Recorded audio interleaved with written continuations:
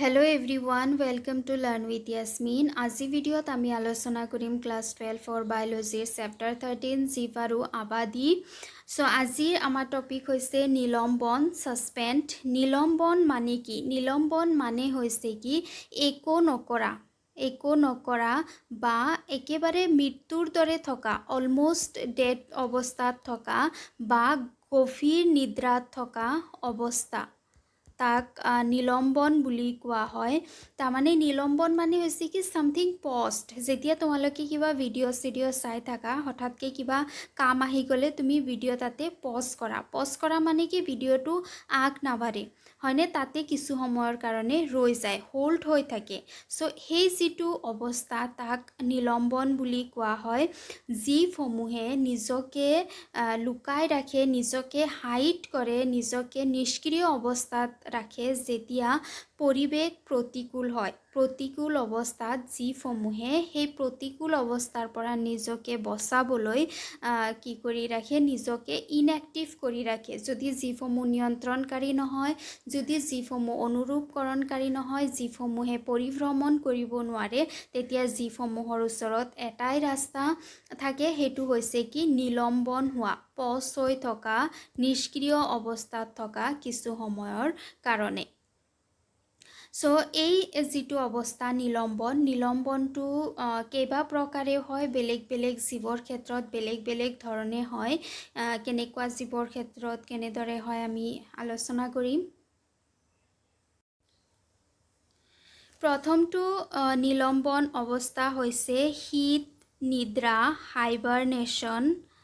শীত নিদ্ৰা মানে হৈছে কি, যেতিয়া প্ৰতিকূল অৱস্থা পায় তেতিয়া কিছুমান জীৱ আছে যিবোৰ ইনএক্টিভ অৱস্থাত থাকে। তাৰমানে শীত নিদ্ৰা মানে হৈছে কি এটা নিষ্ক্ৰিয় অৱস্থা, ইনএক্টিভনেছ, এ ষ্টেট অফ ইনএক্টিভনেছ, যিটো সময়ত জীৱবোৰে একেবাৰে নিষ্ক্ৰিয় অৱস্থাত থাকে, একো কাম বন নকৰে, একেটা ঠাইতে পৰি থাকে।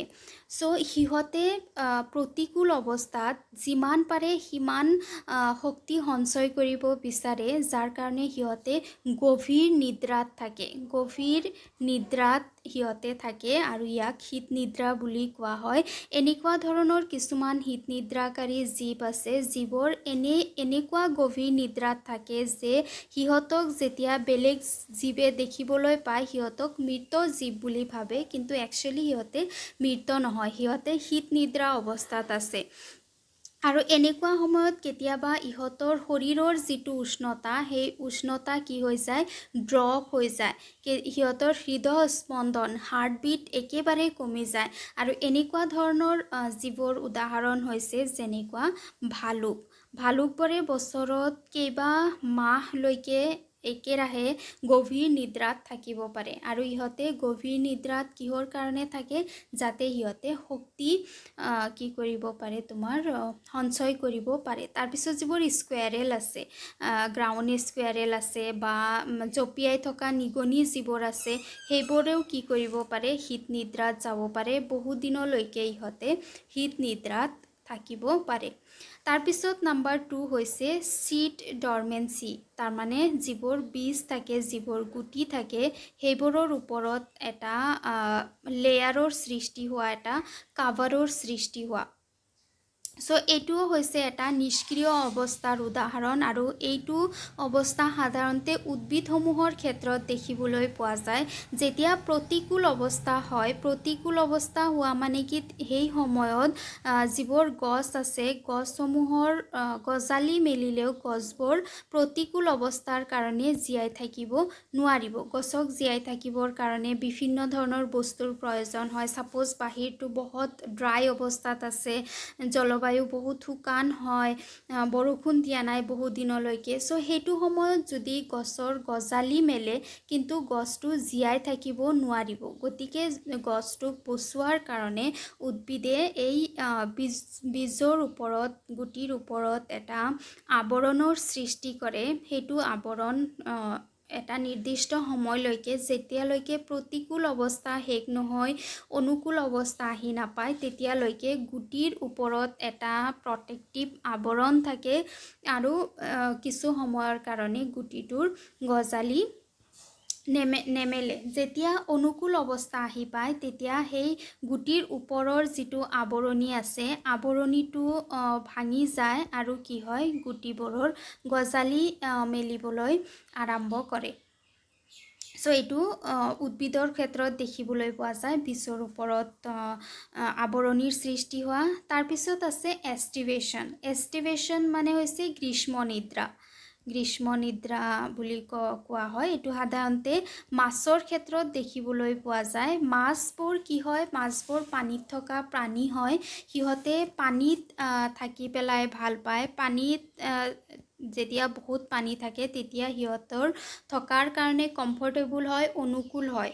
যদি পৰিৱেশটো শুকান হৈ যায়, পৰিৱেশটো ড্ৰাই হৈ যায়, তেনেকুৱা অৱস্থাত মাছৰ কাৰণে জীয়াই থকা বহুত বেছি কষ্টকৰ হৈ পৰে আৰু এনে ক্ষেত্ৰত মাছে সেই যিটো পানীৰ কমি আছে যে পানীৰ কমিটোক পূৰণ কৰাৰ কাৰণে সিহঁতে এটা নিষ্ক্ৰিয় অৱস্থাত গুচি যাব পাৰে যাতে সিহঁতৰ শৰীৰত একো প্ৰভাৱ নপৰে পানী কম থকাৰ কাৰণে। গতিকে সিহঁতে নিষ্ক্ৰিয় অৱস্থাত গুচি যায় যাক গ্ৰীষ্ম নিদ্ৰা বুলি কোৱা হয়। আৰু এনেকুৱা সময়ত মাছবোৰে ইনএক্টিভ অৱস্থাত তেতিয়ালৈকে থাকে যেতিয়ালৈকে আকৌ পৰিৱেশ কি নহয় তোমাৰ ৱেট নহয়, শুকান যিটো পৰিৱেশ আছে সেইটো গুচি নাযায় তেতিয়ালৈকে মাছবোৰে গ্ৰীষ্ম নিদ্ৰাত থাকে। সো নিলম্বন যিটো নিলম্বন প্ৰক্ৰিয়া আমি কেইবা প্ৰকাৰে হোৱা দেখিবলৈ পালোঁ। শীত নিদ্ৰা হয় যেতিয়া জীৱবোৰে বহুত গভীৰ নিদ্ৰাত থাকে, ঘূৰি ফুৰি নাথাকে, সিহঁতে শক্তি সঞ্চয় কৰিব বিচাৰে। উদ্ভিদৰ ক্ষেত্ৰত উদ্ভিদে গুটিৰ চাৰিওফালে আৱৰণিৰ সৃষ্টি কৰি পেলাই গুটিটোক জাৰ্মিনেট হ'ব নিদিয়ে, অংকুৰণ হ'ব নিদিয়ে। পৰিৱেশ ঘূৰি আহিলে এই আৱৰণি ভাঙি যায় আৰু গুটিটোৱে গজালি মেলিব পাৰে। গ্ৰীষ্ম নিদ্ৰা য'ত মাছবোৰে যদি পৰিৱেশ শুকান হয়, পানীৰ পৰিমাণ কমি যায়, তেতিয়া মাছবোৰে গভীৰ টোপনিত গুচি যায় আৰু পৰিৱেশ ঠিক হ'লে আকৌ সিহঁতে আগৰ অৱস্থালৈকে ঘূৰি আহে। বেক্টেৰিয়া, ভেঁকুৰ আৰু নিম্ন শ্ৰেণীৰ উদ্ভিদসমূহত বিভিন্ন ৰেণুবোৰ ডাঠ বেৰৰ দ্বাৰা আবৃত হৈ থাকে আৰু ইয়ে প্ৰতিকূল অৱস্থাত জীয়াই থকাত সহায় কৰে। এই ৰেণুবোৰ যেতিয়া অনুকূল পৰিৱেশ পায় তেতিয়া অংকুৰিত হয়। সো যিটো চিড ডৰমেঞ্চি আছে সেইবোৰতো নিম্ন স্তৰৰ উদ্ভিদ, বেক্টেৰিয়া, ভেঁকুৰ এইবোৰৰ ক্ষেত্ৰত দেখিবলৈ পোৱা যায় য'ত ইহঁতে গুটিৰ চাৰিওফালে আৱৰণিৰ সৃষ্টি কৰে, যিটো মই আলোচনা কৰিলোঁ। উচ্চ শ্ৰেণীৰ উদ্ভিদত বীজ আৰু কেতবোৰ আংগিক প্ৰজননক্ষম গঠনে উদ্ভিদৰ বিস্তাৰণত সহায় কৰাৰ উপৰিও প্ৰতিকূল অৱস্থাত পাৰ পকাত সহায় কৰে। এই গঠনসমূহে অনুকূল আৰ্দ্ৰতা, তাপমান, অংকুৰিত হোৱা দেখা যায়। সিহঁতে বিপাকীয় ক্ৰিয়াৰ হ্ৰাস ঘটায় আৰু লগতে সুপ্ত অৱস্থা প্ৰাপ্তিৰ কাৰ্যসমূহ কৰে। সো এনেকুৱা ধৰণৰ কিছুমান উদ্ভিদ আছে, যেনেকুৱা মৰুভূমিত থকা যিবোৰ উদ্ভিদ আছে সেই উদ্ভিদসমূহে কি কৰে, সিহঁতৰ ভিতৰৰ পানী বচাই ৰখাৰ কাৰণে সিহঁতৰ পাত নাথাকে উদ্ভিদসমূহৰ, হয়নে? আমি পিছৰ টপিকত আলোচনা কৰিম। সো বিভিন্ন প্ৰকাৰে উদ্ভিদসমূহে প্ৰতিকূল পৰিৱেশৰ সৈতে খাপ খুৱাবলৈ চেষ্টা কৰে। গুটিবোৰৰ ক্ষেত্ৰত সিহঁতে কাভাৰৰ সৃষ্টি কৰে বা আংগিক প্ৰজননক্ষম উদ্ভিদসমূহে বিভিন্ন প্ৰকাৰে পানীৰ যিটো আৰ্দ্ৰতা আছে সেইটোক নিয়ন্ত্ৰণ কৰে। প্ৰাণীৰ ক্ষেত্ৰত কোনো প্ৰাণীয়ে পৰিভ্ৰমণ কৰিবলৈ অসমৰ্থ হ'লে তেতিয়া নিৰ্দিষ্ট সময়ত চাপপূৰ্ণ অৱস্থা এৰাই চলে, হয়নে? যদি পৰিভ্ৰমণ কৰিব নোৱাৰে, বেলেগ ঠাইত গুচি যাব নোৱাৰে, নিয়ন্ত্ৰণ কৰিব নোৱাৰে, বিহেভিয়াৰেল চেঞ্জ কৰিব নোৱাৰে, তেতিয়াহ'লে জীৱসমূহে এই অৱস্থাটোক এৰাই চলাৰ কাৰণে সিহঁতে গভীৰ নিদ্ৰাত গুচি যায়। আঁতৰত থকাৰ কাৰণে উৎকৃষ্ট উদাহৰণ হ'ল শীত নিদ্ৰা, যিটো ভালুকবোৰে কৰে। আৰু পানীত থকা প্ৰাণী যেনেকুৱা শামুক, মাছ এইবোৰ গ্ৰীষ্ম নিষ্ক্ৰিয়তালৈ গুচি যায়, যাক এষ্টিভেশ্যন বুলি কোৱা হয়। গ্ৰীষ্ম নিদ্ৰা বা গ্ৰীষ্ম নিষ্ক্ৰিয়তালৈকে গুচি যায় আৰু প্ৰবল উত্তাপ আৰু শুষ্কতা এৰাই চলিবলৈ প্ৰতিকূল পৰিৱেশত হ্ৰদ বা পুখুৰীত যিবোৰ প্লৱক থাকে হেলাই থাকে, মেটেকা থাকে, সেইবোৰে বসবাস কৰা ভালেমান প্ৰাণীয়ে ডাইপছ স্তৰলৈ গুচি যায় আৰু নিলম্বিত বিকাশৰ এটা স্তৰ। এই যিবোৰ মেটেকাসমূহ যে থাকে, মেটেকাসমূহ পানীত থাকে আৰু গৰমকালি যিহেতু পানী বহুত বেছি গৰম হয়, সেইকাৰণে সিহঁতে এটা ডাইপছ, পছ মানে কি হৈ যোৱা, একে ঠাইতে বন্ধ হৈ ৰোৱা। সিহঁতৰ বৃদ্ধি বিকাশ একে নহয়, কিছুদিনৰ কাৰণে সিহঁতে একে অৱস্থাতে কিছু সময়ৰ কাৰণে ৰৈ যায়। চ' এনেদৰে প্লাৱকবোৰে কি কৰে, তোমাৰ ডাইপছ অৱস্থাৰ দ্বাৰা এই যিটো প্ৰতিকূল অৱস্থা থাকে তাৰ পৰা হাত সাৰে। চ' আমি আৰু এটা বস্তু পালোঁ, ডাইপছ, হয়নে? তিনিটা আলোচনা কৰিছিলোঁ, শীত নিদ্ৰা, তাৰপিছত শীত ডৰমেঞ্চি, গ্ৰীষ্ম নিষ্ক্ৰিয়তা, আৰু এটা আমি পালোঁ ডাইপছ, যিটো মেটেকাসমূহৰ ক্ষেত্ৰত দেখিবলৈ পোৱা যায়। আজি ভিডিঅ'ত ইমানখিনিয়ে, থেংক ইউ।